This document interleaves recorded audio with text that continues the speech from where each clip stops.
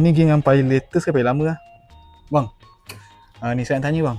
Latest lah. Nampak ni 26. Sabar abang, tak boleh tanya gini bang. Apa? Okay, saya pakai sekarang ni PS4 FIFA 20. Lepas tu sekarang ni saya nak main terus ni FC26. Boleh ke?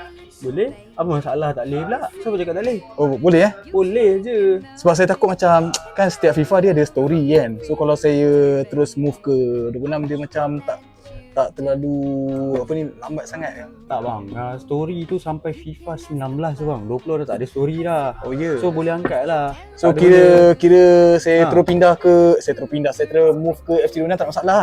Tak ada masalah. Okey je. Gameplay pun lagi sedap sekarang. Tapi tak ada story mode Tak ada story mode. Macam FIFA 20 ada? FIFA 20 tak ada, 19 last. Oh ya? 19 last. Confirm? Bukti ada? Bukti nanti saya gambar lah. Okay bang, nak murah? Nak murah tekan back ni. Okay, thank you.